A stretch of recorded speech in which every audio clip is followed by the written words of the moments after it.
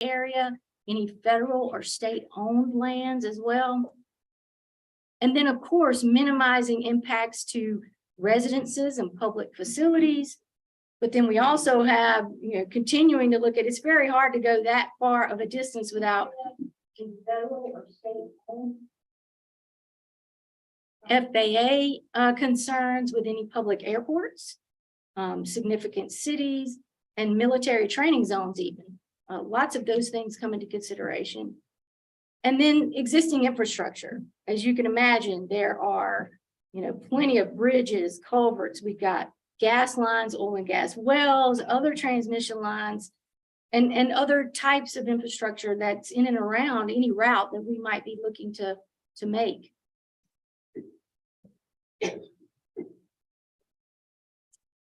And so just to wrap up in general, a very high level schedule. So we are currently, as you can see how long this process takes, we are in the midst of doing continued engineering, procurement, and then this is part of our regulatory approval process that we are in now. And then depending on the final decision made by the KCC by the end of May, so you can kind of see there into the second quarter of this year, we could be in a position to start construction in about the third quarter of this year, such that we could have the transmission line in service by 2025. So before we kind of transition into Q&A, we just thought we'd go ahead and include, of course, we have a hotline number that I know many folks have used and called. We also have our mailbox that we have that people have emailed us and asked us questions in, as well as our website that contains a lot of frequently asked questions that we know we've gotten from many of you as well, and want to try to maintain that and keep all of our information up to date there as well. So that concludes our formal opening comments. I'll turn it back to you. Thank you, Ms. Blakely. Our next speaker is Hassan Latif, Litigation Counsel for the Commission's utility staff. Thanks, David. I think you guys hear me. Right. Thanks. I'll try to live up to the presentation you just made, Jack. But good evening. My name is Hassan Latif. I am a litigation attorney who works for the Kansas Corporation Commission. I'm here tonight to give a high-level overview of the commission, how it operates, and some details about NextEra's line siting application. That's working. All right. The commission is a state agency headed by 3 commissioners. The commissioners collectively act as a body in determining matters that come before them. The current commissioners are Chair Susan Duffy, who you heard earlier, as well as Commissioner Dwight Keene and Commissioner Andrew French. The commissioners are appointed by the governor and serve staggered 4-year terms.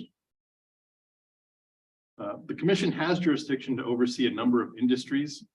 They include, it's called common carriers there, which is motor carriers, as well as different utilities, electric, natural gas, as well as the telecom industry. We also have jurisdiction over some water companies. And we also have a conservation division that deals with oil and gas pipelines.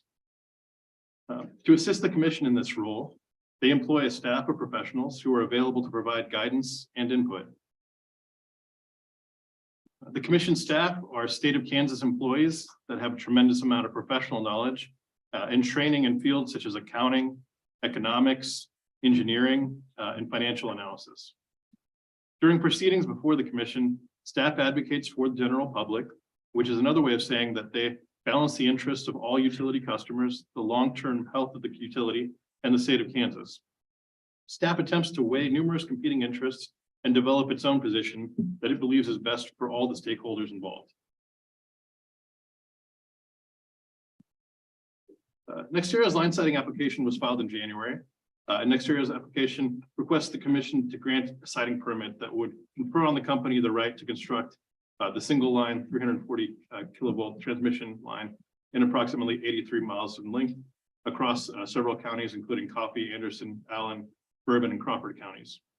It also requests that the commission confirm its finding that necessity and reasonableness was the location of the line were established by the commission's order in 22 NETE 419 CCN.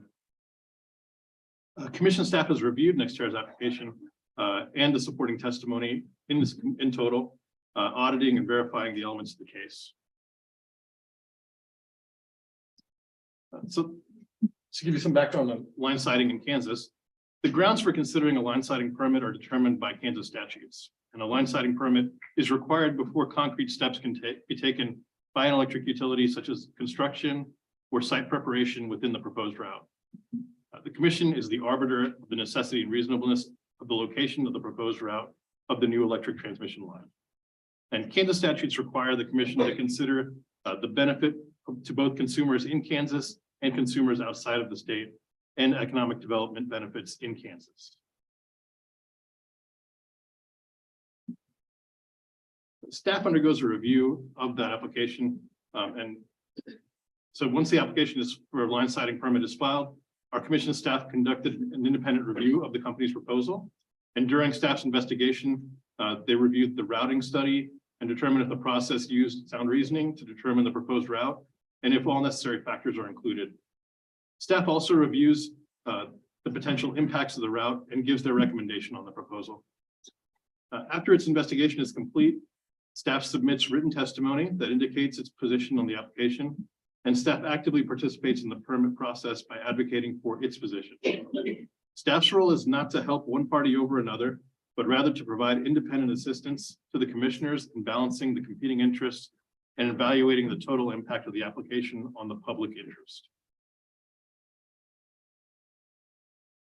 Staff filed testimony in this docket on February 21st, and staff's testimony can be accessed through the KCC's website by clicking on the Your Opinions Matter button on the website and then clicking docket details. If you've already reviewed staff's testimony or are reviewing it and would like to make a public comment about this testimony or other matters in the docket, we are accepting public comments tonight during that portion of the hearing. And I will give you information as well and at the end of this presentation on how to provide a written comment after the hearing, if you'd rather submit a comment by written form. Additionally, staff is present tonight and has been present earlier today and would be around after the meeting if you have some questions as well. So I'll just give you an understanding of what proceedings before the commission are like. Administrative hearings at the commission look very similar to a trial that you would see in a district court. The commissioners act as judges and they hear and weigh the evidence and have their witnesses testify in front of them. And they issue orders that can be appealed to higher courts. So staff in our role, we act as a party to the case, and staff develops and defends their own positions, recognizing that their duty is owed to the state of Kansas and the general public. So we put together a visualization of how this is set up. At the top of it are the three commissioners.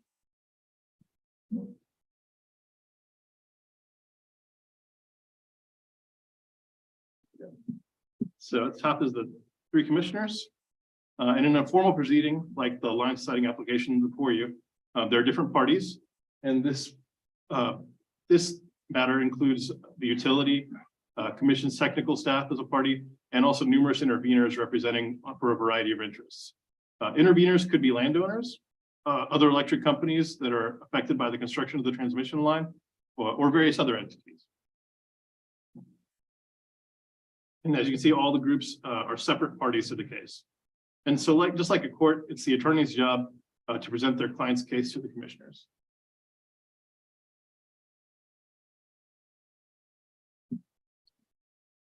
The remaining deadlines in this docket are shown on the screen. The most important, I think, for the public would be to know that the public comment period will end at 5 p.m. on March 9th. So if you intend to submit a comment in this docket, you must submit your comments before March 9th at 5 p.m. Just to give you an overview of what remaining other deadlines are. After that, NextEra will file rebuttal testimony, which is due on or before March 21st, as well as they'll file responses to public comment on or before March 28th. Additionally, staff and the interveners will file responses to public comments by March 31st. And finally, the NextEra will file a response to staff and interveners' responses to the public comment by April 7th. The commission is scheduled to hold an evidentiary hearing on NextEra's request on April 26th, and a commission order deciding The outcome of this matter will be issued by the commission on or before May 24th. If you have additional questions about the case, commission staff is here and available this evening, or you can contact the commission's Office of Public Affairs and Consumer Protection. And if you want to get that, I will have this and more information on the next slide that you might want to write down if you were hoping to make a public comment after today. So finally, I want to leave you with information on how you can submit a public comment in the docket or follow the case on our website. The first way you can make a comment is here tonight, following the presentations at the second portion of our hearing today, when the commissioners come back in. Or you can send your comments to our public affairs office, and you can do that online or by mail or by phone.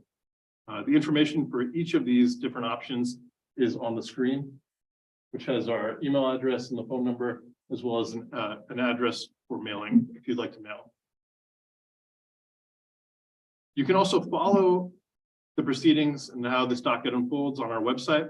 If you go to our docket filings tab on the homepage and enter our docket number, which is listed there, it's 23-NETE-585-STG. That's the docket number. And if you put that into our docket filing, you will pull up all of the documents that have been filed in this case, and you'll see when testimony is filed, and you can review that at your leisure. So thank you all for coming out, and we look forward to comments you have tonight. And that ends my presentation. Thank you. Can we just go back and leave that previous slide up just so people can write it down whenever they need to?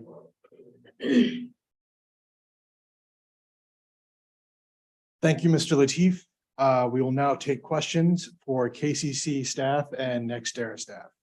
I would like to remind everyone that the formal comment portion of this hearing does not begin until the commissioners return. Feel free to ask questions at this time, but save your comments on the application until the appropriate time so they can be added to the record and so the commissioners can hear them. We have a microphone set up in the aisle. So please take turns and step up to the microphone so everyone can hear your question.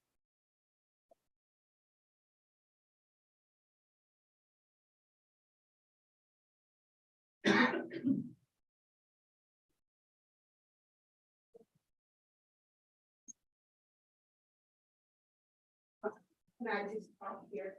Can Can you hear me? I can yell. you bring the microphone? We can hear you, but I don't know if everyone who's watching online can hear you without the microphone.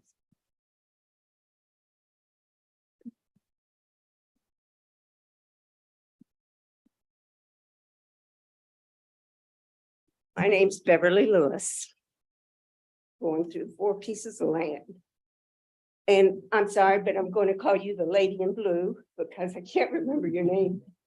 You said electricity for Kansas. Where are they going to get the electricity for Kansas out of this line? So the transmission line is a bi-directional line. So it is not the type of line that takes transmission from one generation source, so one power plant, and sends it in one direction. While we are connecting into a substation outside of the Wolf Creek Nuclear Generating Station, this line is almost like a highway that can go in both directions, so that for SPP's responsibility for all 17, the red that's in those 17 states, they have to balance the electricity paths within those territories. And so what it gives Kansas the opportunity to have is, if there is generation that's being made, transmission electricity being made from a generating facility that is of lower cost, it provides a path for that generation to be delivered to Kansas and vice versa. So it is a balancing act of that entire territory. Is there any specific areas it's going to be generated to? I cannot speak to specifics of exactly where. I know that we are allowing connection now to be able to do that. So SPP has the responsibility to balance the system and make sure that the lowest cost options are made available to where customers need the power. Not necessarily any of the land you're putting your line on. Right, it is just literally the highway that gets the electricity eventually to distribution systems that get power to homes. Okay, when the power lines are up and things happen on the land, are you all going to be responsible if something happens, like a big mistake, like blowing up that train up there? And there are possibilities of things going wrong. Who's going to be responsible for the things that go wrong?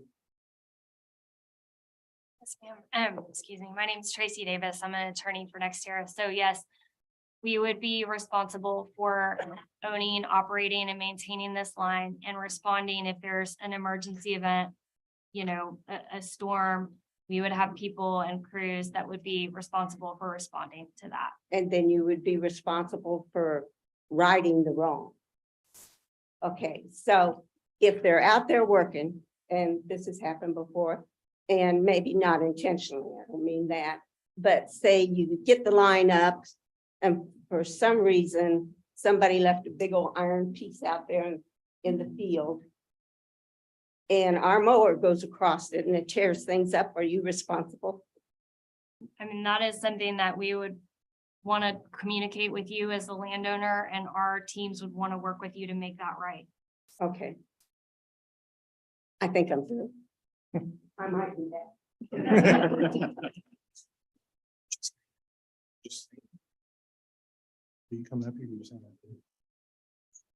Okay.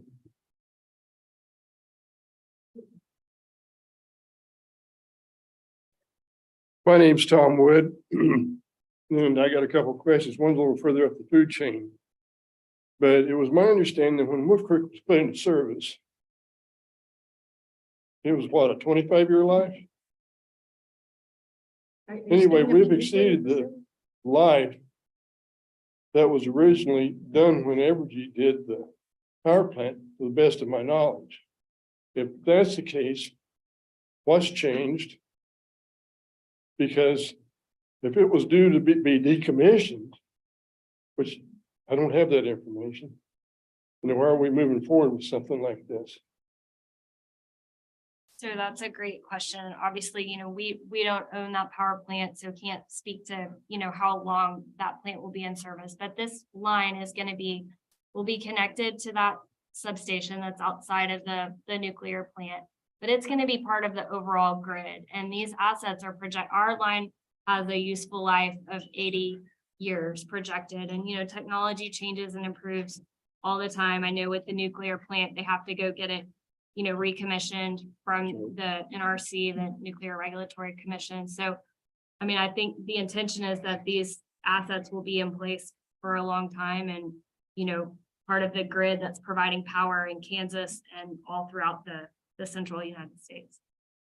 So you're looking at the two-way highway as was referenced. And we may not have anything to ship out, but we'll be shipping in.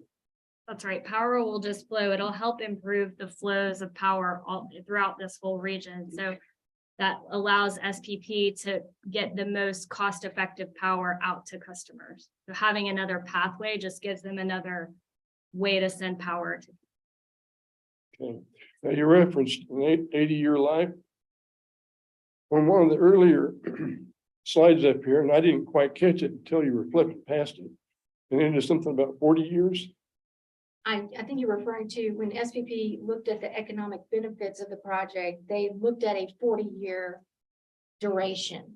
But that doesn't mean that's the only amount of time that the project would be, or the transmission line would be in service. It was just the duration that they used to determine the economic benefits of the project. Okay.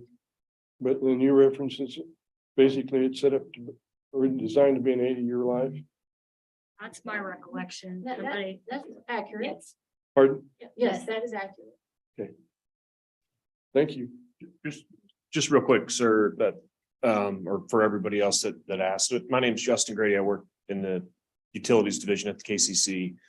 So the Wolf Creek's original life was designed for 40 years, but that has been extended to 60 at this point. So its current decommissioning timeframe is in the 2035 to 2040 timeframe.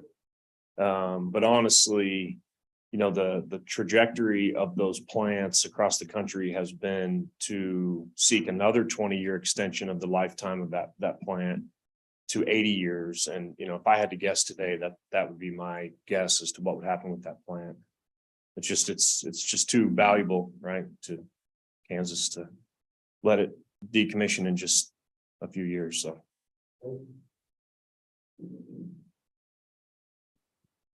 My name is Ed Thompson, and I have a question. The need for this transmission line, what is the connection to it and all of these wind power projects that have been going on and the proliferation of windmills everywhere? What's the connection between the need for this versus all of this energy being produced? So, you know, the need for this line is not specific to wind farms. It's not associated with any, you know, it's not meant to connect a particular wind farm.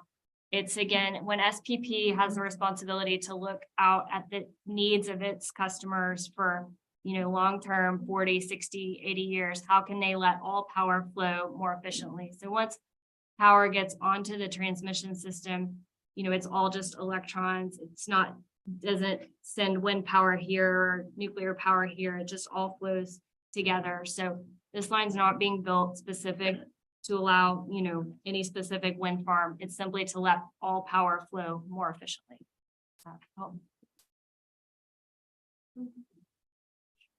I'm back. Yeah. Have there been studies done to show any problems with emissions or something from power lines? Because I know just driving down Kentucky, your radio goes bananas.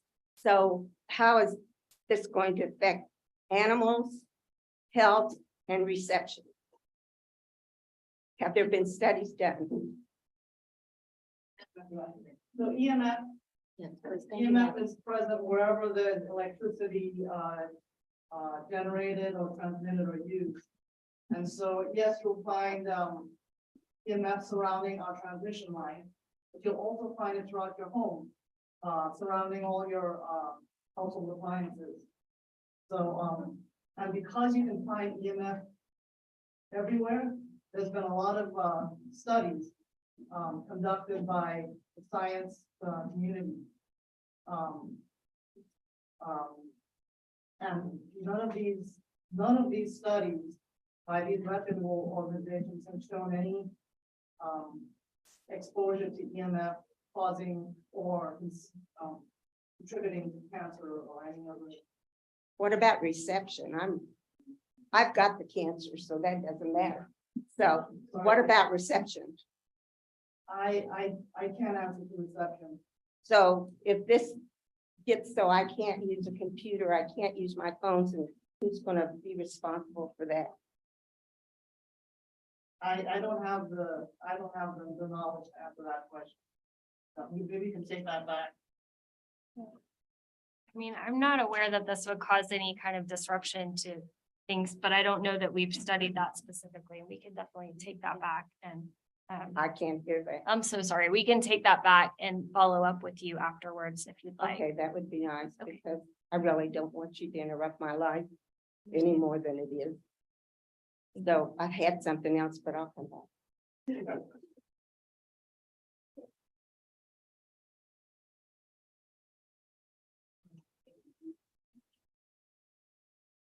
I'm John Burns. I'm out of Crawford County. And she sparked a question that I would have. So we have Evergy transmission line already through my property. And on that property, that is the only property, I lose about 5 to 6 cows a year to lightning strikes. I've had to cut down 2 trees that have been hit multiple times by lightning. They're all within, you know, a few hundred meters of the line. So my question would be, what is trying to happen now is that I would have 2 lines, 2 easements.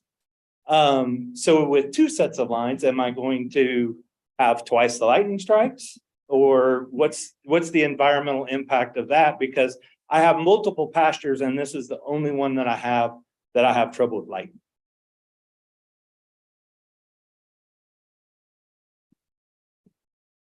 I don't know. Someone on our team maybe can answer that. This line is being designed with, shield wire, typically OPW, that protects against lightning strikes. It's actually, if lightning would strike that pole, it would send it down into the ground. So it is protected from due to the effects of lightning. So, but my question is more specific to the environment. Does the magnetic field or the electromagnetic field, does that cause or does that attract lightning? Because I'm not talking about the line specifically. The line, the Evergy line has never been hit. It's been the trees near it. It's been the livestock near it.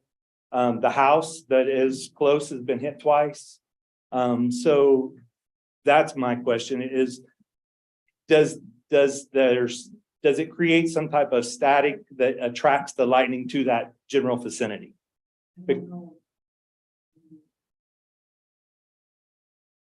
Has it been studied or you're just unaware of it?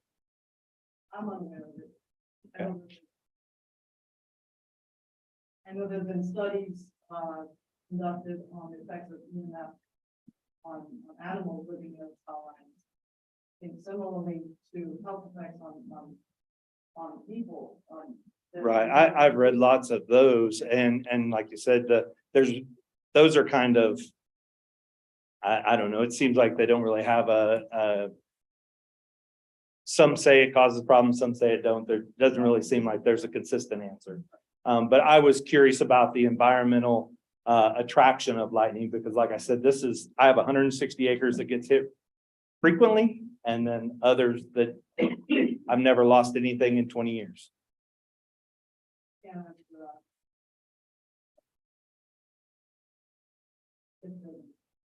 Okay, thank you.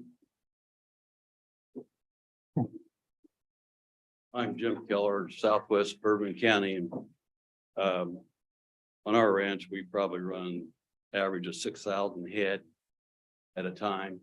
And we've got 2 transmission lines and we don't know if lightning strikes.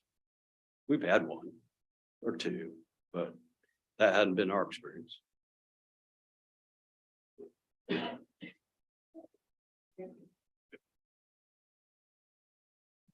Hello, I'm Virginia Crossland Maka, and I am a resident of Iola, but I have a lot of people calling me about NextEra and who they are. And so I did a little digging, and in 2019, Kansas did a transmission plan.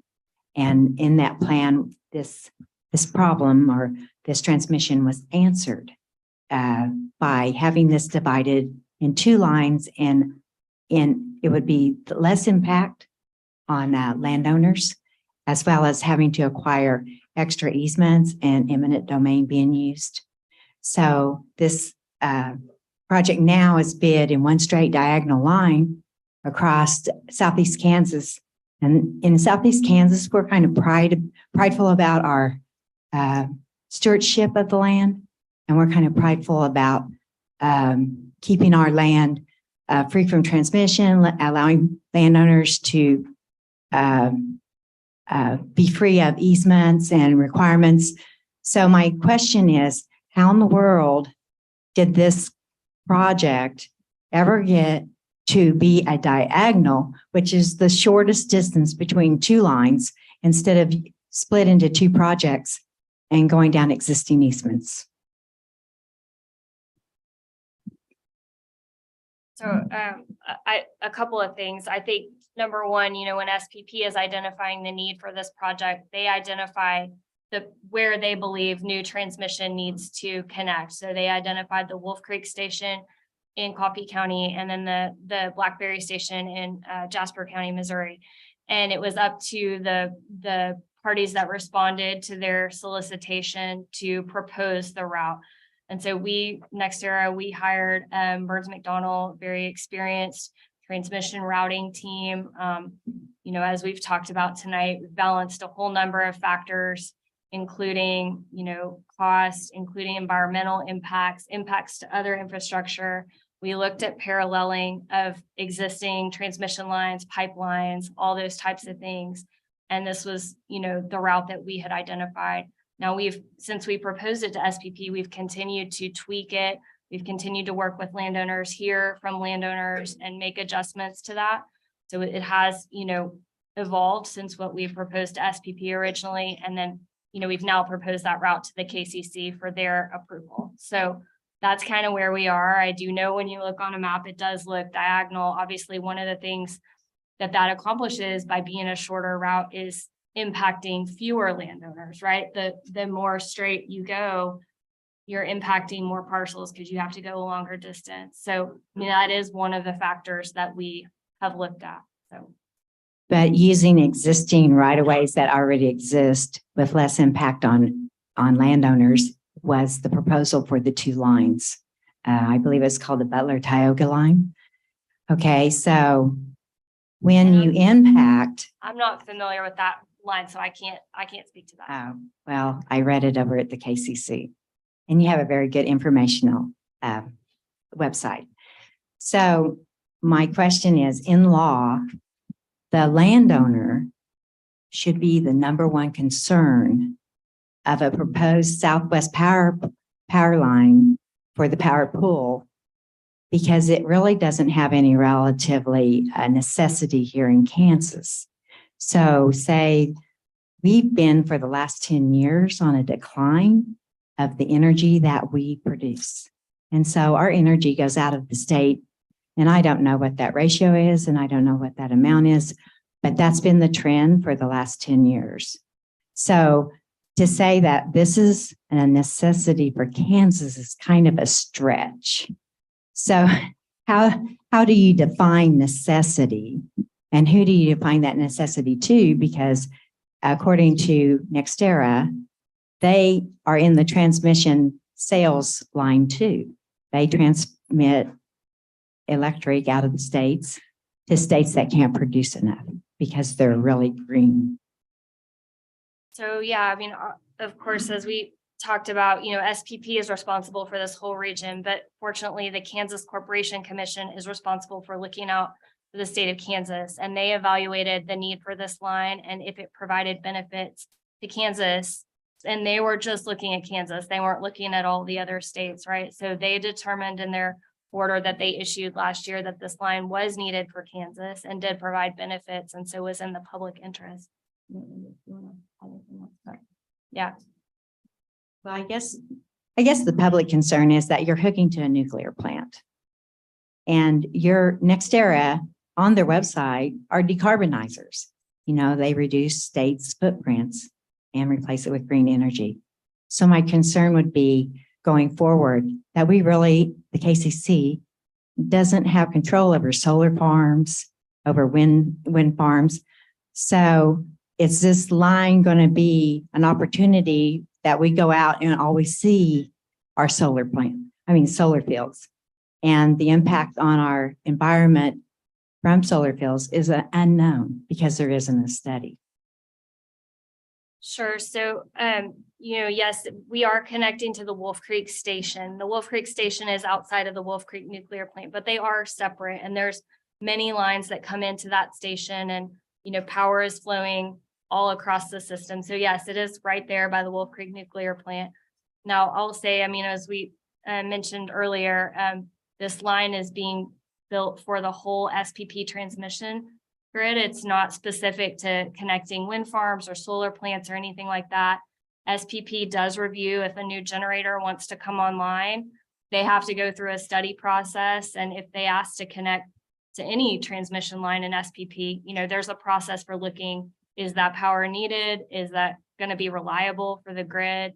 All of that. I mean, you know, we here at NextEra Energy Transmission, you know, our goal is to build transmission that's identified by SPP, not to connect specific generating assets. So Kansas, the KCC wouldn't necessarily have any say on what the SPP would say would be required, say 5 solar fields or, so much solar. Does the KCC have any say over what the SPP says?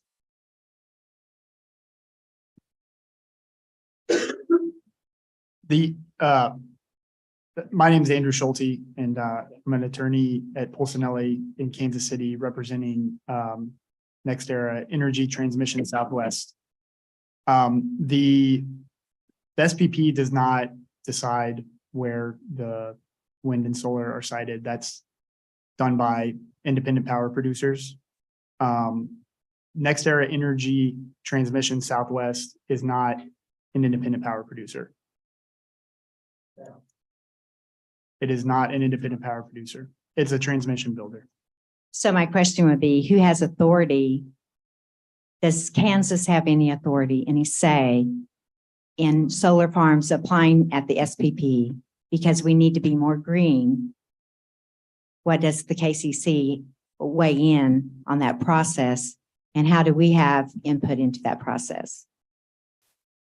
So Justin Grady again, good question, Virginia. Good to see you again. So the current state of the law is that KCC doesn't have any authority or review or responsibility whatsoever when it comes to a independent power producer that wants to build a wind farm or solar farm. In fact, many times we find out about these projects for the first time when the independent power producer sends us a letter and says, pursuant to current Kansas law, we are deregulating, notifying you that we're not going to be a public utility. For as far as this line is concerned, it's true that this particular company that's a subsidiary of NextEra is not an independent power producer, but they have sister companies that do own wind farms and solar farms. And so, but they won't have any special ability or preference to be able to hook up to this line with a wind farm or a solar farm, right? That they won't work that way. Because SPP is an open access, that they administer an open access transmission tariff non-discriminatorily. So if they want to build a wind farm or a solar farm and it wants to attach to that line, there will be a certain amount of capacity on that line, and it will be available on a first come, first served, non-discriminatory basis. If a new solar farm or a wind farm wants to connect and it's going to cause increased costs in the local area, that independent power producer will have to pay for the costs that they charge, that they incur or cause on that transmission line. That's just the way it works. So hopefully that helps some.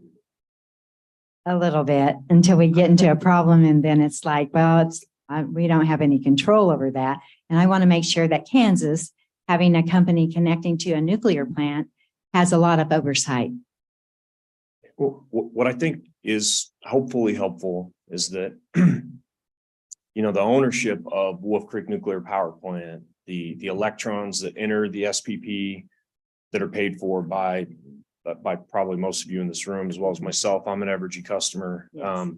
That power plant has always been owned by Westar and KCPL and KEPCO, and it has been for the last, and Kansas Gas and Electric before that, right? It has been for the last 40 years and will continue to be.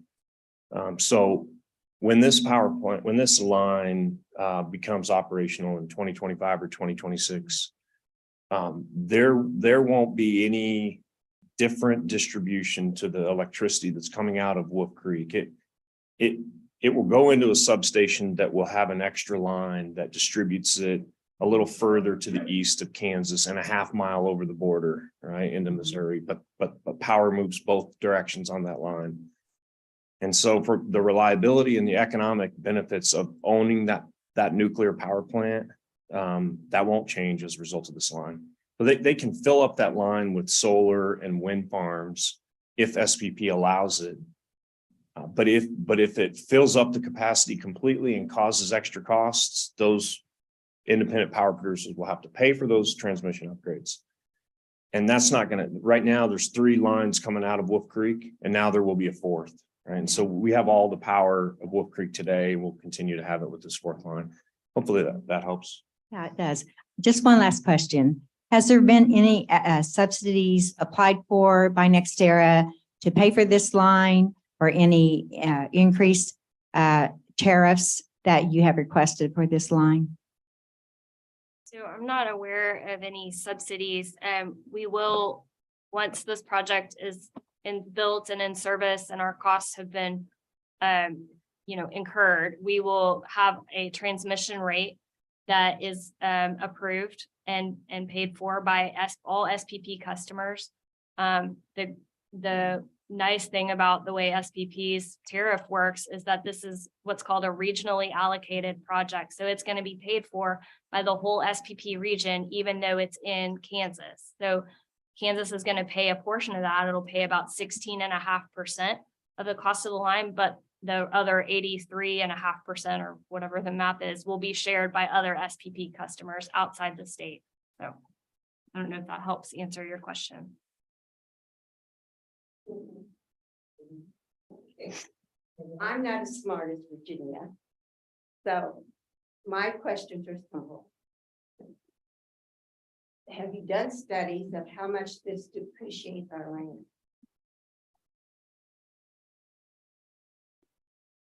I'm not aware of any studies about that. Because land's pretty good around here right now. But when those power lines go up, what's going to happen to our land? Are we going to be second fiddle here? My other question is, are you going to have all these power lights up on the lines? Are we going to look like the airfield over here, like it's an airfield coming in for a landing? You're speaking of the red lights like that are set That are on wing on- turbines? No, ma'am. So because of their height, they are required.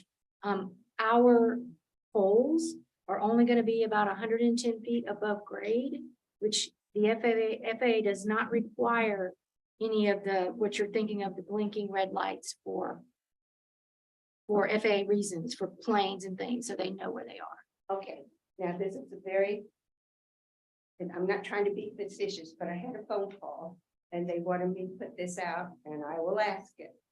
After you pull all the cobwebs away from your company, is China involved?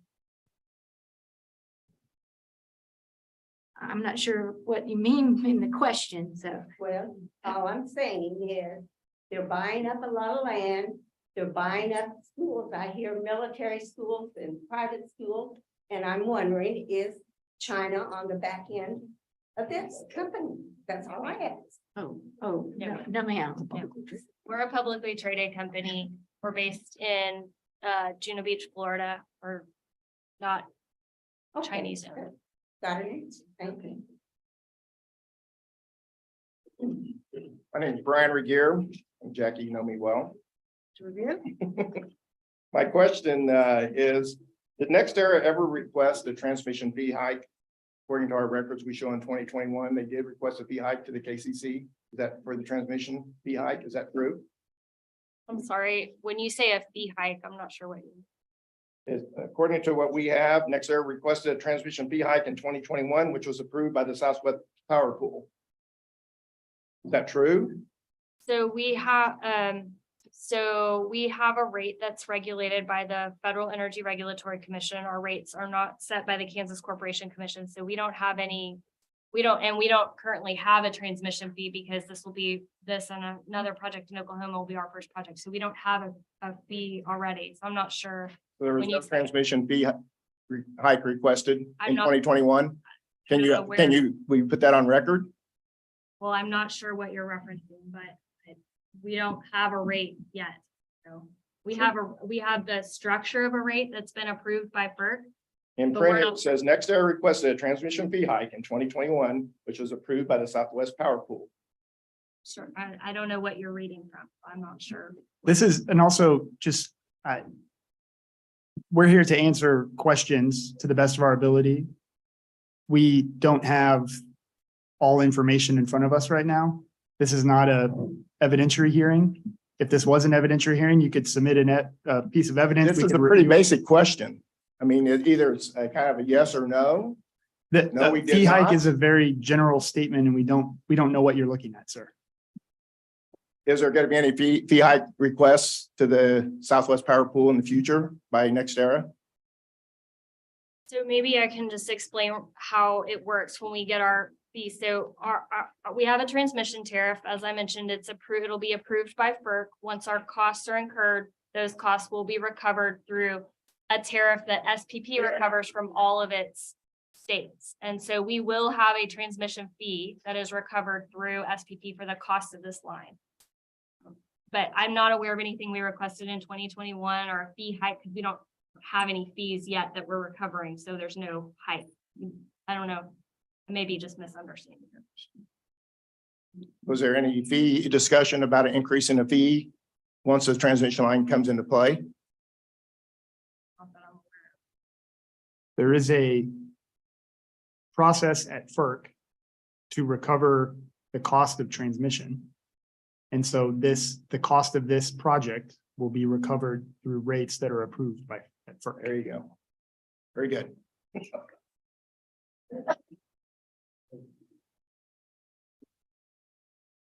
I'm Mitch Lewis. I'm the other half of the little lady that's been up here multiple times. You said that you make sure that your transmission lines go in areas where aircraft and everything will not be affected. I work in the aircraft industry. And your transmission lines got to stay away because it affects our radio waves and everything for aircraft. So if it affects aircraft, why won't it affect us? Asking the engineers over there. I'm an engineer. I deal with this on a daily basis at my place of work. And it affects airplanes. So if it affects an airplane, why won't this magnetic field affect a human? I have not heard of. It's a transmission. It's a transmission of a signal. The only effect I know that the phones have is too high near an airport. That's the only effect that I know of. But you were saying studies and this and that, and these studies should incorporate what it does. And it affects a human as well as it does radio waves. I don't know of any studies, there have been more studies that show that connection of ill effect on humans. Don't you think we ought to do one? I think there's been many studies formed by reputable organizations. And so they've been looking at these. Okay.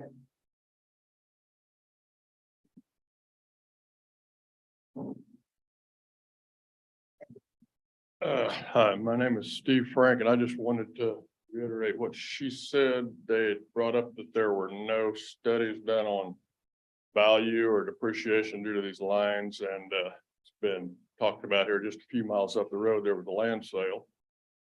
Looked like that land, when they announced that the power lines were going to probably go through there, looked like that was down probably 30% on the value of the land.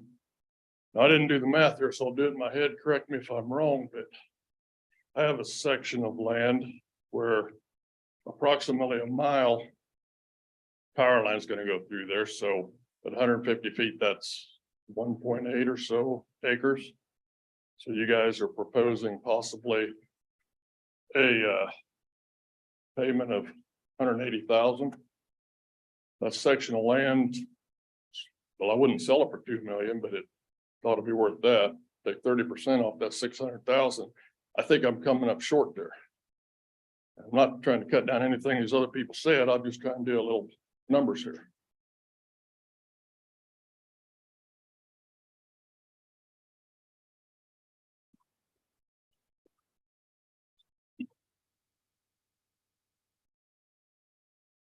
Rum Troikey, and I've got a better deal than that.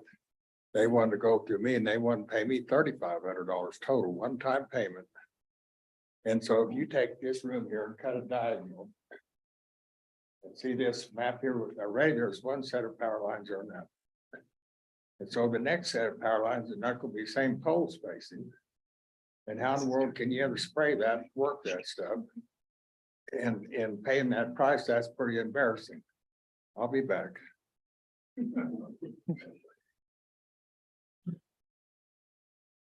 Just like to remind everyone, these are for questions. So I mean, I appreciate that you want to make comments, and so it would, you can save those for the second part, Will, so the commissioners can hear your comments and they can become part of the record.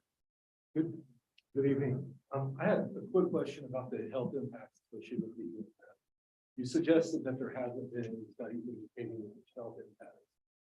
And I was reading on the KCC's website, testimony provided by Leo Anas, KCC staff member, who stated epidemiological studies associated with transmission line have shown a fairly consistent pattern that associating potential EMF exposure with small increase in risk of leukemia in children and chronic lymphocytic leukemia in adults.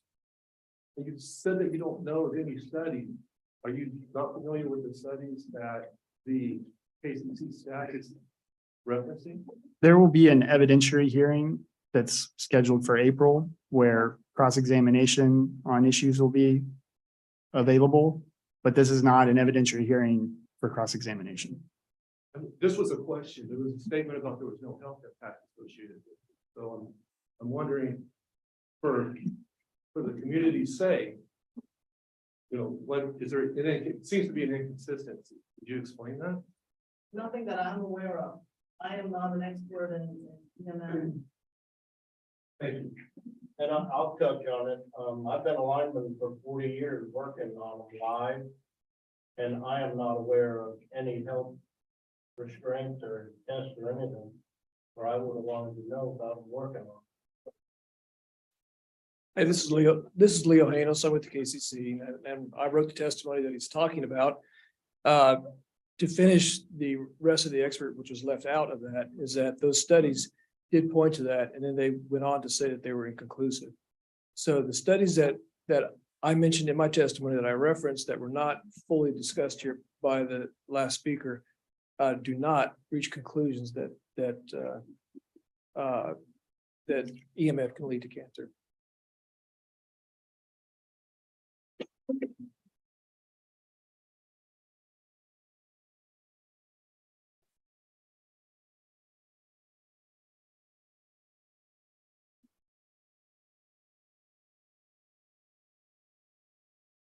All right.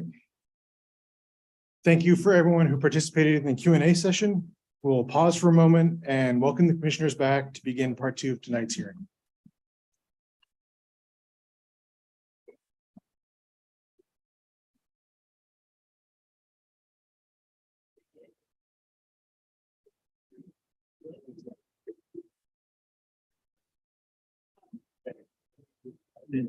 Tracy to be an expert on fitness.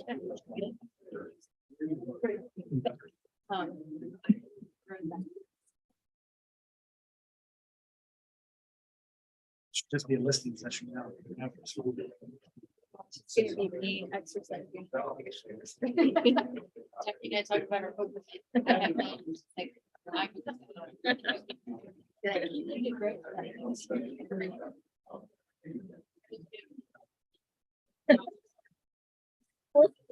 Straight apart.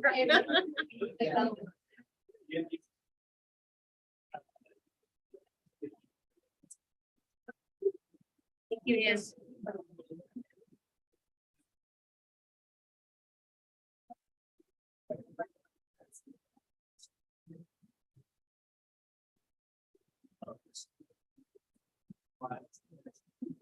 Okay.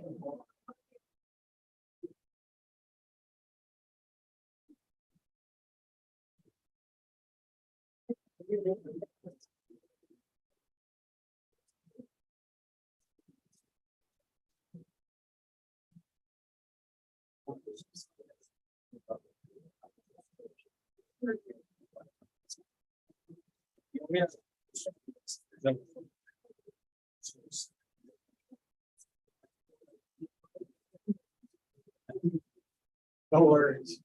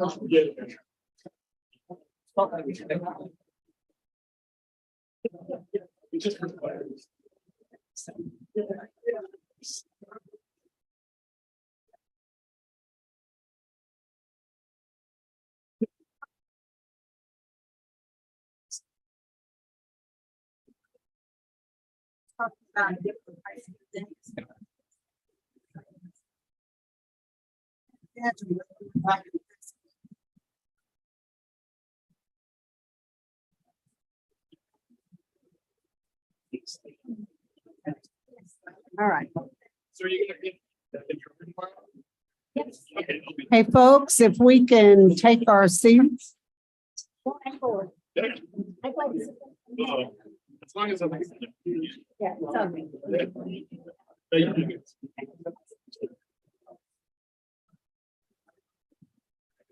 It's chat.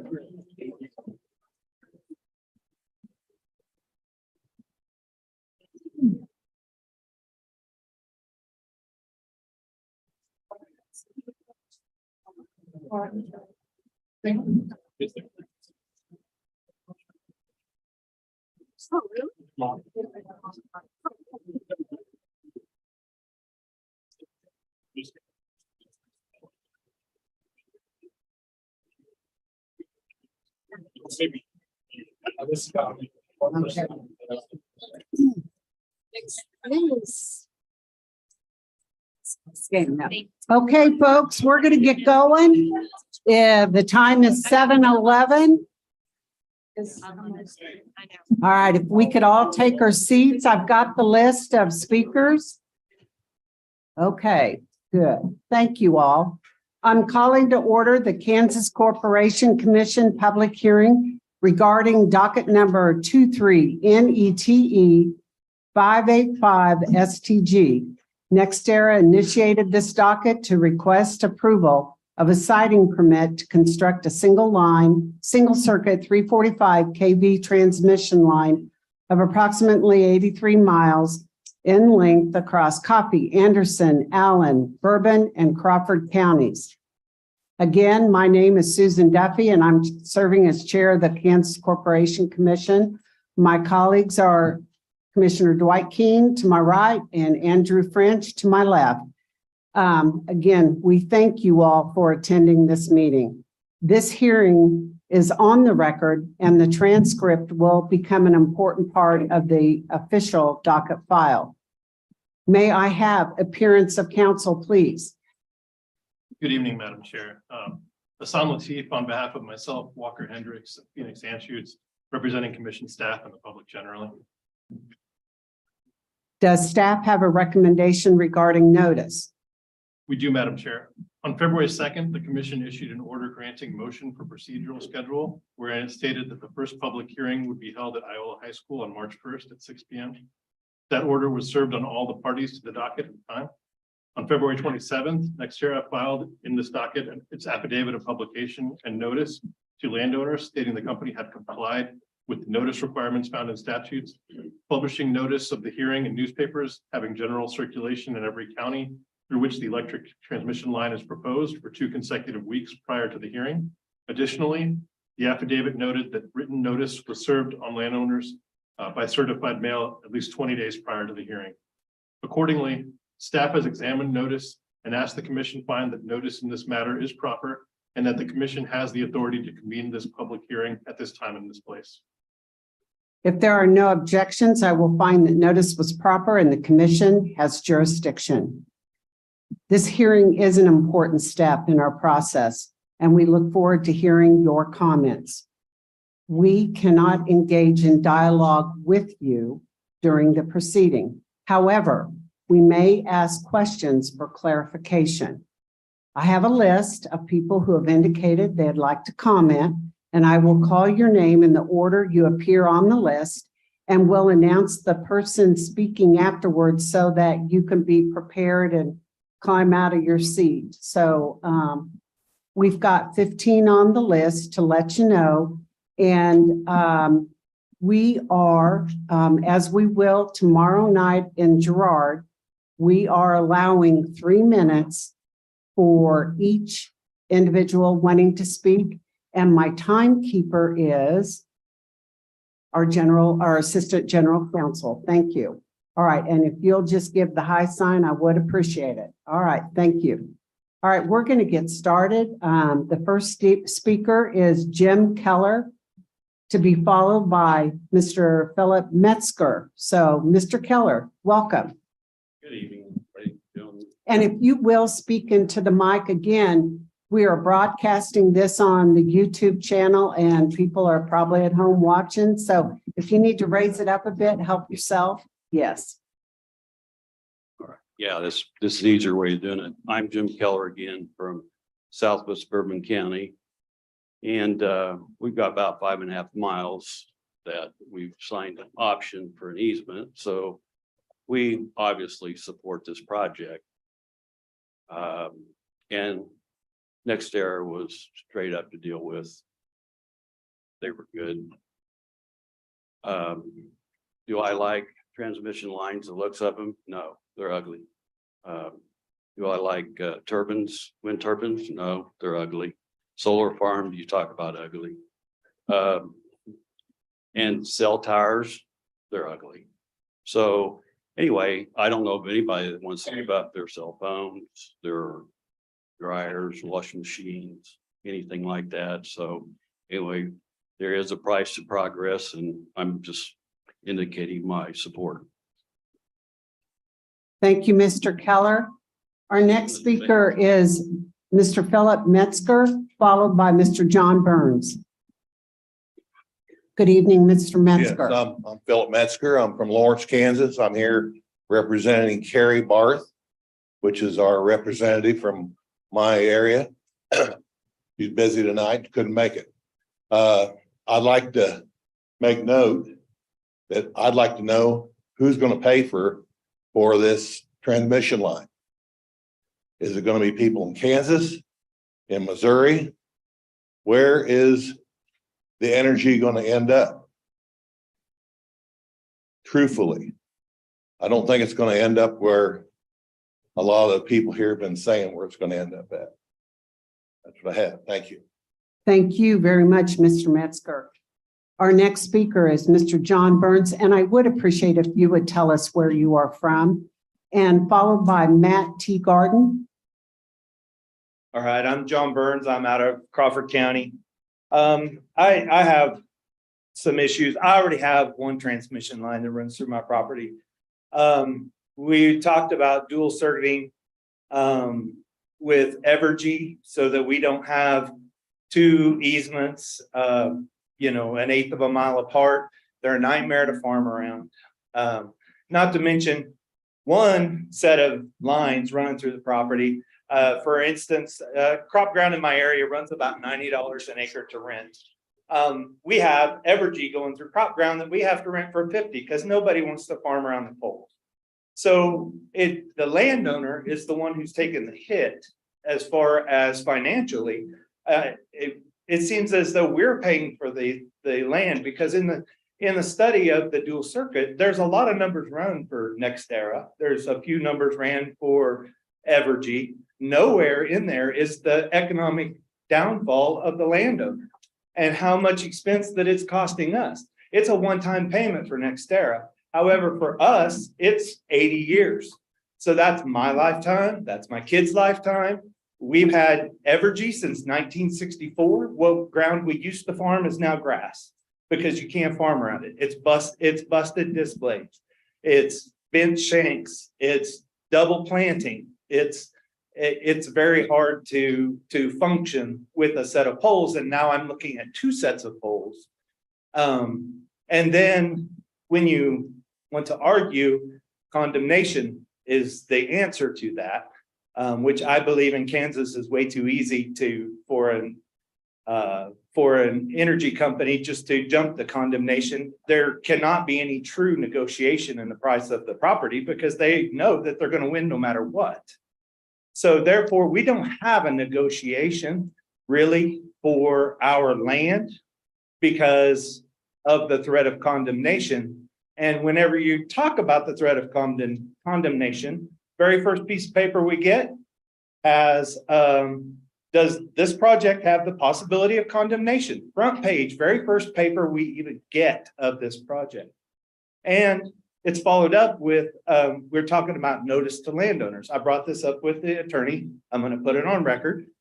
My notice went to a house at my property that I don't own.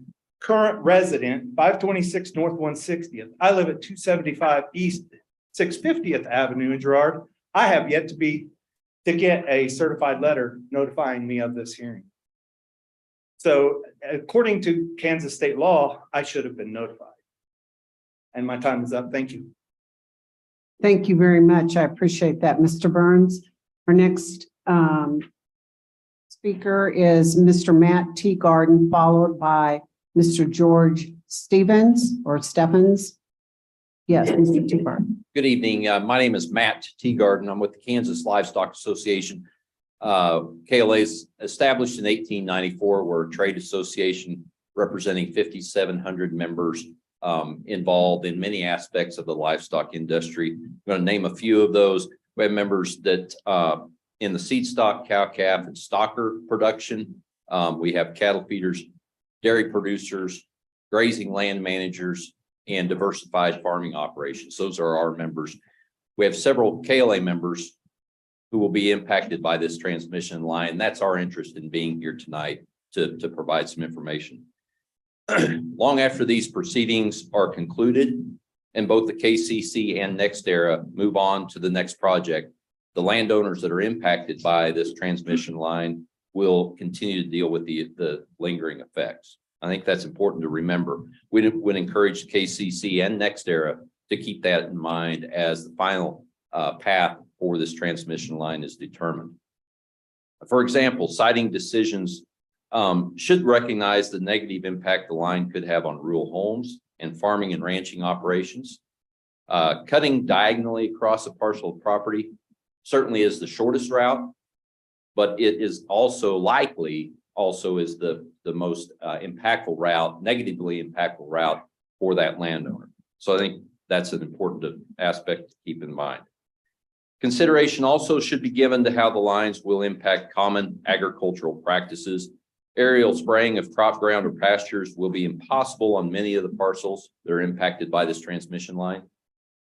Even ground spraying will be impractical if the structures are poorly placed. So we would encourage you to keep that in mind as these impacted landowners try to deal with those structures as they go into place.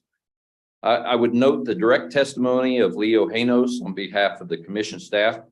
We would echo the recommendation that he made in that testimony against using turning and dead end structures that require guidelines. Using those guidelines increases the disruption to agricultural operations and creates additional hazards for farmers and ranchers. So we'd encourage the use of freestanding turning and dead end structures on this line. Thank you for the opportunity to provide these comments. Thanks. Thank you, Mr. Teagarden. Our next speaker, is that Mr. Stevens or Mr. Stevens? Thank you. And following him would be Mr. Warren Graham. George Stevens from Weir by Moran. Got wind turbines on me, and of course, everybody always says you get your opportunity where you want your roads and everything. Well, that doesn't always hold true. So that's what I'm worried about. It sounds like the power line is probably gonna go through. I'm against it. But I would like the right, if it does pass, that we have a choice where the poles go. As far as in the fencers, if you get one out in a plowed field, you're working around it 7 times a year, each year. There needs to be compensation, so your land's not devaluated. I'm saying this, the figure they're putting up out front sounds good to everybody. That I think it needs to start out with that, but there needs to be compensation yearly. Like if you've got poles on you, number of poles times 2,000 per pole per year annually. Something, so if you want to sell some ground, somebody might actually want it, but there is going to be something there. Because when you go out there with equipment, these big sprayers, planters, whatever, and they put it out there so far from the field or the fence, you got to go around it. It just doesn't work. They need to work with people. I just want them to work with you anyway. And the payment, yearly payment should be in there.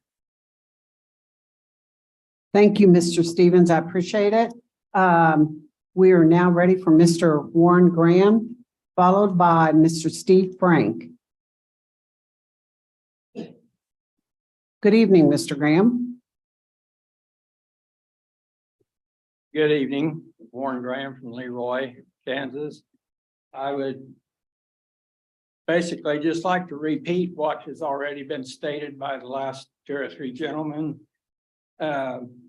These poles, they're going to be a real hassle to work around, to farm around, and a lot of times we'll use aerial application, and this power line will not be good for that, and it will, I'm afraid it will devalue the property, the land.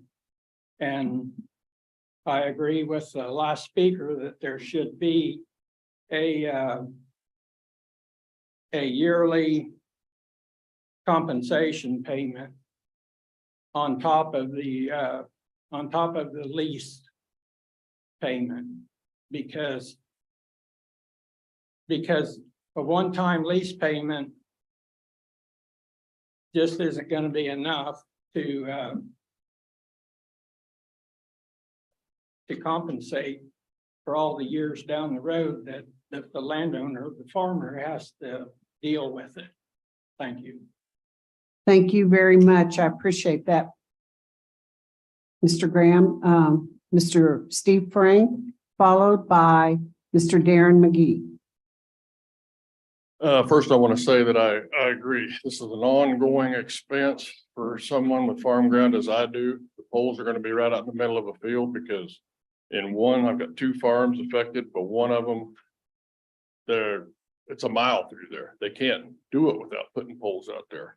I have to farm around these with sprayers and everything else. It's up in the air whether a GPS system is going to work out there or not. Are you going to be able to run your planter? Is it going to work? That's a question nobody seems to be able to answer for sure.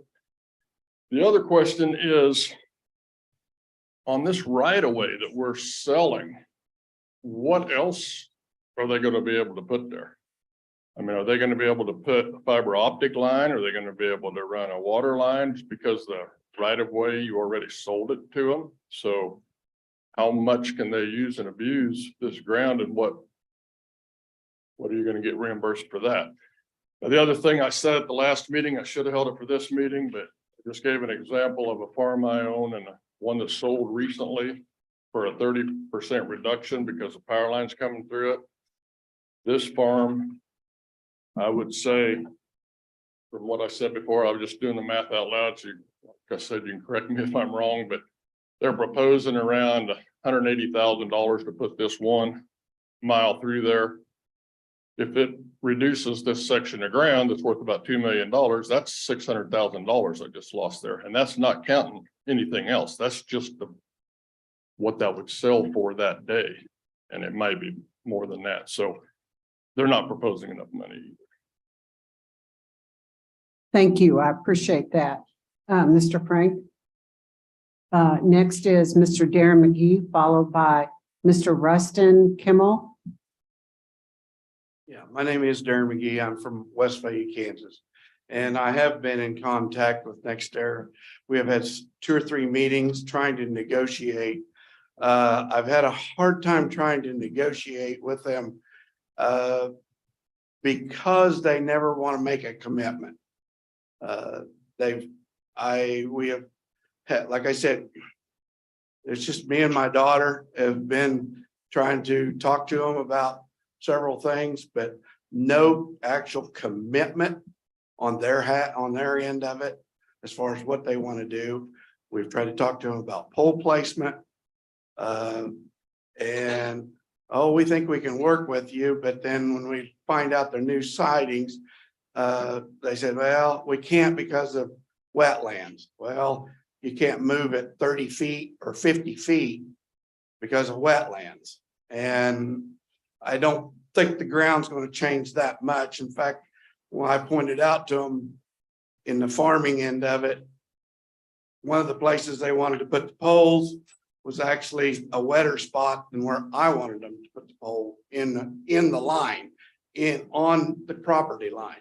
I've tried to negotiate getting away from my cattle operation, but where they wanted to put the original was right straight across my cattle operation, also across my real close to my daughter's house with 3 young little girls. And they're going to live there the rest of their life or up until they're 18 to 20 years of age. What's going to be the effect? One of my granddaughters said, Mommy, am I not going to be able to play outside anymore? So she's already concerned about this. And it's been a big concern for all of us. You know, there has been some studies.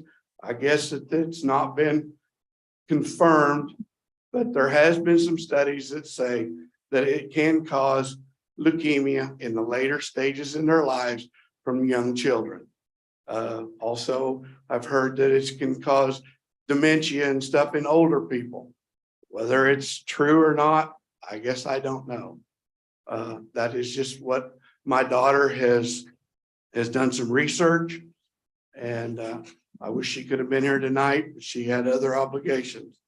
So, and also this project, it may create a few jobs for a short amount of time. But what about all the headaches for all these landowners that have to put up with it for the rest of our lives and our children's lives? Then also, we're just not being compensated enough for the inconvenience, as like several of them have said. We need to go on a yearly basis. We need to be compensated every year. Thank you, Mr. McGee. Next is Mr. Kimmel, followed by Mr. Mitchell Lewis. Mr. Kimmel. Good evening, commissioners. My name again is Rustin Kimmel. I'm speaking on behalf of my parents, Terry and Donna Kimmel, who live over by Leroy, Kansas. The biggest concern that we have is my folks' farmland. Many folks have spoke about is the line is going diagonally across that land. That has significant impacts on our aerial sprayers. We can't get our ground rigs into the field. Requires us to farm around poles. But most importantly, if you look at the routing study that was done to propose this line, it shows that the weights associated with the engineering and environmental criteria far outweigh the socioeconomic and landowner impacts of this property, of this project. In other words, NextEra has put costs and the habitat associated with a skunk, a skink, and a bat over landowner impacts. KCC staff has already stated in their own testimony that NextEra failed to give the appropriate weight to the impact on crop ground, failed to provide appropriate weight to following parcel boundaries. We think the commission should require NextEra to do a proper routing study. A routing study that considers the impact on residents. This routing study provided no evaluation of the impact on residences more than 500 feet from the center line of the line. In prior siting dockets, this commission has found it viable to look at moving lines more than 3,000 feet from those homes, simply to avoid impacts to homesteads or farmsteads. The commission should require NextEra to do a full evaluation of the impacts on homes by expanding that impact analysis beyond the 500 feet and provide appropriate weight to that impact. Instead of giving weight to a skunk's habitat, give the appropriate weight to our children.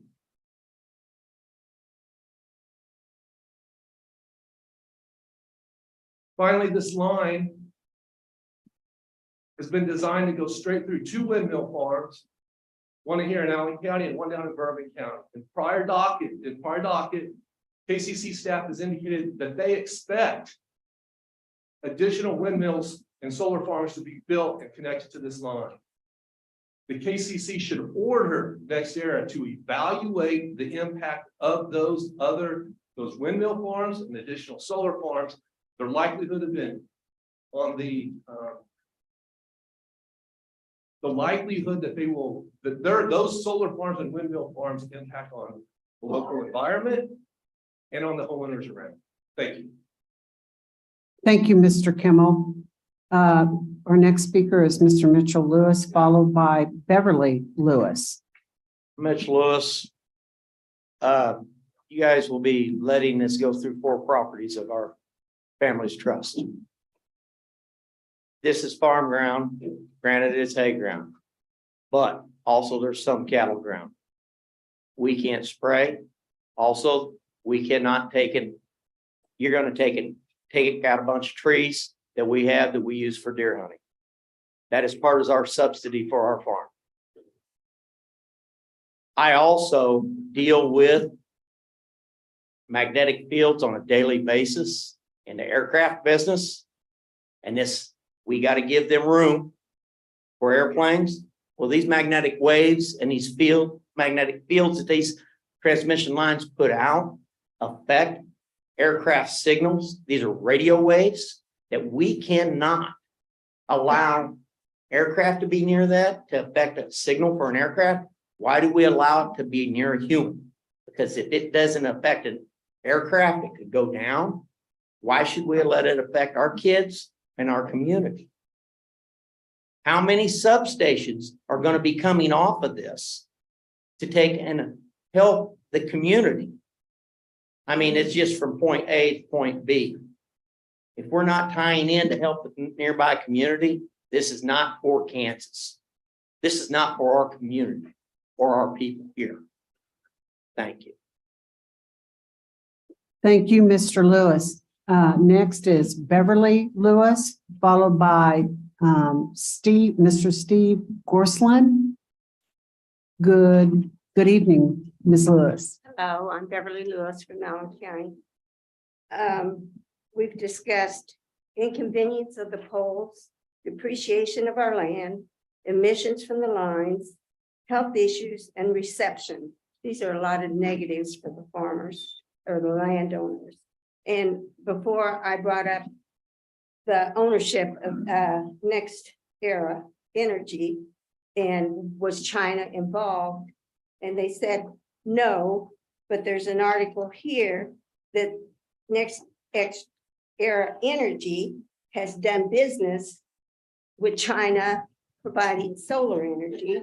So I'm wondering if these poles are going to be done with China, and if we are talking about this third world war on the news all the time, or what's going on, are we going to be in a situation where we can't deal, can't get, or whatever to do the lines? I think it needs to be explored. Thank you, Ms. Lewis. Our next speaker is Mr. Steve Gorslin, followed by Rosie Gorslin. I'm gonna pass on her because she's, we'll have to do this in Spanish. It's complicated enough. Okay. I'm gonna cut down on what I want to talk about because we got 3 minutes, so I'm gonna basically stick to the script. The guys that have the most authority on this thing is the Federal Energy Regulatory Commission. They haven't done a whole lot for us. I've already contacted Jerry Moran and Marshall and LaChance, see if they and Turner, see if they can help us out a little bit, because I understand every time we bring up something, they say, well, the commission can help you. They'll step up. It says, no, it's an interstate line, and it's the nuclear regulatory, all the federal agencies together now would decide it. And I said, we're not going to get anywhere. So I said, rather than deal with the dog chasing his tail, I said, the senators have probably more say, cut to the chase on that. The other thing I wanted to bring up is you guys probably are familiar with it. You've probably heard it a few times. And I think everybody tonight has mentioned it, the pole route hasn't been vinylized. Last night I had a couple of minutes, I couldn't go to sleep. So I was looking at a map and how we could do this and without actually taking land from farmers. And we can actually take the Evergy power line that runs out to Lucerne, which, by the way, Lucerne is closing in about another 8 years. We could actually go from Wolf Creek out to the Lucerne line, come down US 69, come back in the Metatron substation and take that all the way down to Blackberry without even using 1 inch of private property for this thing. The other thing I wanted to look at is where's most of this energy, and I pulled up Arkansas, Missouri, and Kansas, and it looks like we're not using a whole lot of our nuclear energy, and it looks like Arkansas could use some of that. And I got a feeling that this power line is going to help them out. Speaking of solar, if anybody in this room wants to know, I'll tell you, I've put one in, I'm running it, and I can get about a week's worth of power out of it. What I didn't know is batteries cost you more than the system. The other thing I wanted to bring up is this transmission study that they did. You guys are probably familiar. This is the Southwest Power Pool. The one thing I found kind of interesting is this is a map of the Southwest Power Pool area. And if you look at this little dot down here that's not even on the map, that's where the guys worked out of that are calling the shots on this. Can't figure that out. But anyway, back to this study. There's 3 components in this thing that weren't really studied very well. 2 of these studies mention Lawrence, Kansas, and connecting with Lucerne. That line's going out in about 8 months. And so that part of the study is worthless. Another part of the study that's worthless is the one that was done with Waverly. So the rest of these studies that were done aren't worth a whole lot because some of the primary plants are going to be shutting down, and we're back to square one on where's this power going to come. Thank you, Mr. Gorslin. And again, Rosie Gorslin is not speaking tonight. Okay, thank you. Our next speaker is Mr. Ed Thompson, followed by Mr. Jerome Trokey, I believe. May have. Okay, so Mr. Ed Thompson. Thank you. I appreciate that, Linda. Okay, Mr. Trokey, you are up. Thank you. He is our last speaker that is signed up. So if you think you want to speak, why don't you go ahead and just go to the back of the room and we'll take it from there. Good There's evening. been some really good speakers and everything. And I'd agree with them 100%. And I was son-in-law about 320 acres last year. And there's a bunch of frickin' oil wells on that thing. He wanted us to farm it. We won't farm it. Because you're gonna have south driving tractors within 20 years. Mr. Troiki, could you move up closer to the microphone so we can hear you? There we go. Anyway, did you hear about my son-in-law? Yes, we did hear that. So anyway, we'll have south driving tractors less than 20 years and try to program them around to get between all those poles and everything. And then if we hit a pole, we're responsible. And it's hard to believe what they could charge if they shut that power line down for a couple of days or so. Because one pole supposed to got burned up about 20 miles on this, supposing the insurance company paid what they pay, landowner had to pay above that. And so in 74, they put it across, got the power line through us. And they said if we didn't sign, they had lawyers, they need something for them to do. And so they said he could sign or they'd take me to court. And I don't have no darn lawyer or nothing like that. And in Kansas City now, twice I was there last week. And anyway, they're cutting trees down there, everything at Olin Park, and going right by the people's homes and stuff, those great big power lines. And all that's because these darn electric vehicles are trying to clean energy. And you take those close, all those different politicians, they're not going to take a train or nothing. They're going to fly an airplane. And they're one of the biggest polluters there is those airplanes. And it's just, it don't seem fair, but anyway, that devaluation of property, that's real. And worse thing, these poles that's parallel to other poles, they're not even going to be the same spacing according to those guys. And try to get stuff around through there, it's same as impossible. So anyway, and what they want to pay us one time is just, it's worse than embarrassment. Because they're not even want to pay the true land value. They're just taking a little piece out there. It's taking 80 acres. There's one out that wants to come in, a solar pay $700 each year, 30 years. Each year, not 1 year. And 2 days ago, I got another registered letter. And this other company wanted paid $900 for wind, so solar panels put on your property. And here they want to have paid $3,500 per acre.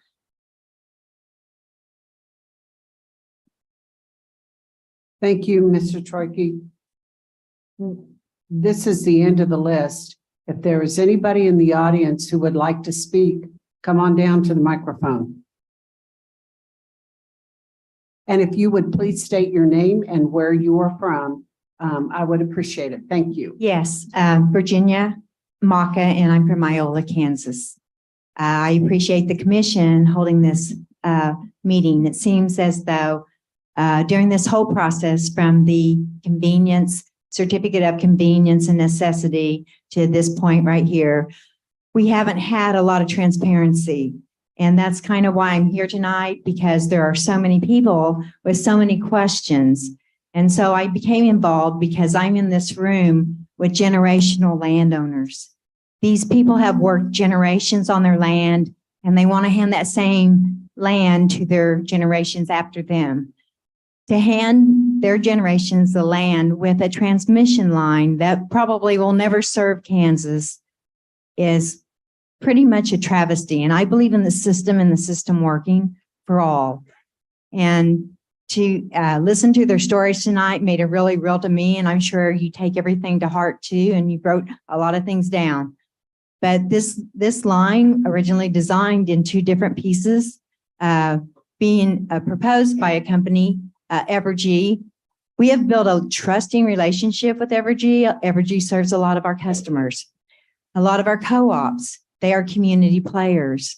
So when you think about hooking up to a nuclear plant that belongs to Evergy, that is serviced by Evergy, I would think it would be only fair to allow Evergy to have the opportunity to explore how they can keep these two lines from taking so much public or private land and putting it in the public domain of easements. We don't understand where the rights to this land, like the man asked, do they get the water, gas, minerals underneath these easements? It isn't clear. I asked that question in the legislature last week. No one could answer that out of 3 departments of government. So no one seems to be monitoring these agreements that people are signing without legal assistance. So if the rights to the mineral, the water, go along with these easements across Kansas, we definitely have a problem. And so I appreciate the commission coming here and gathering information. We'll see you in Girard, and appreciate your time. Thank you. Yes, please come on down. State your name and where you're from. My name is Ben Prasco. I live in between where I'm calling. I just wanted to voice about internet. My family in particular is more concerned about internet and just the fact that radio waves may interfere with it.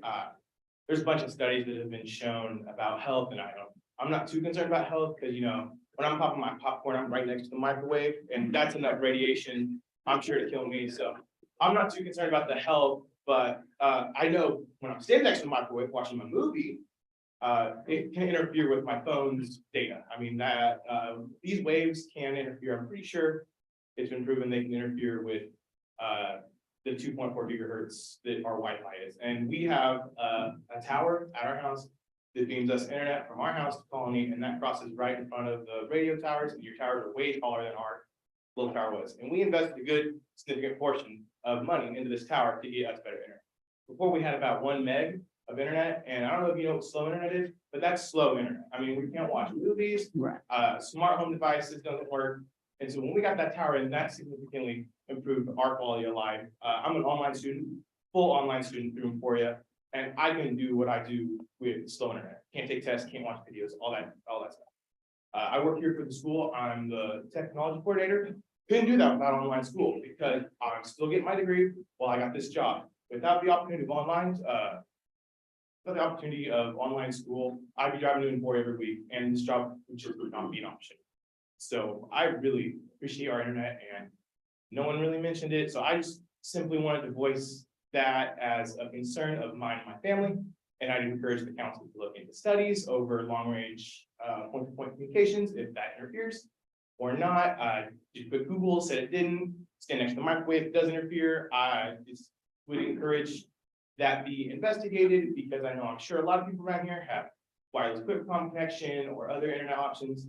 And if that is going to interfere, as with the land owning, I believe that we should also be compensated with internet with an investment into rural connection fund or a grant, or laying down cable for us to have internet. I think if that's going to be an issue, there should be compensation, and I would encourage a study into if that is going to present itself as an issue to me, and I'm sure plenty of the people in this room.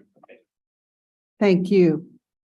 And I would like to thank you, Mr. Prohaska, for helping our staff today, all your time to make sure that we were able to connect with internet to all the folks across the state. So thank you.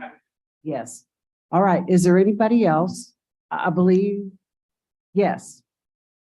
My name is Deb Tynan, and I'm here representing Seeker Farms and Tynan Farms. There are 5 pieces of property that the next going through, if it goes through. And I just have listened to some great comments tonight and some great questions. And my only comment is that we are opposed to the line going through our property. Thank you, Ms. Tynan. I appreciate that. Anybody else?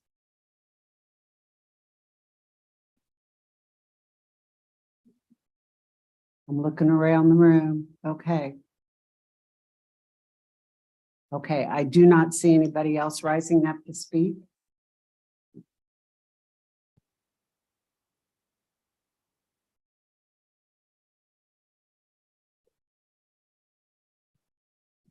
Thank you all, and thank you commissioners my fellow commissioners for being here. And on behalf of us as a group, we want to thank you all for attending the public hearing regarding docket number 23 NETE 585 STG.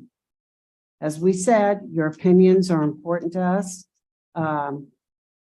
We appreciate your comments. And tomorrow,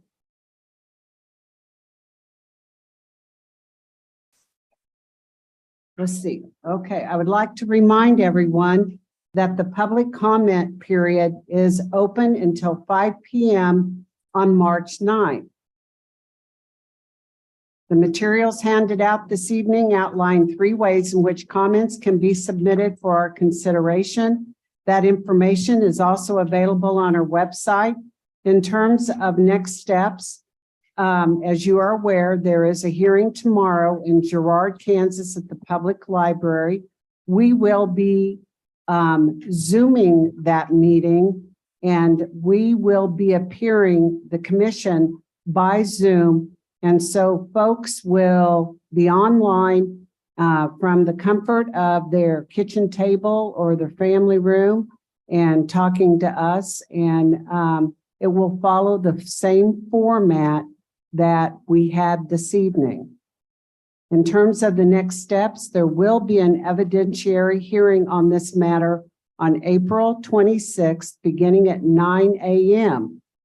Again, this will be by Zoom. You do not need to come to Topeka. You can watch this at your work, at home, wherever, at school. There you go, Mr. Prohaska. The hearing will be broadcast on the KCC YouTube channel. We will issue a decision on this matter on or before May 24th, 2023. This concludes the public hearing. Thank you for your attendance and be safe traveling home wherever home is. We are adjourned. Thank you.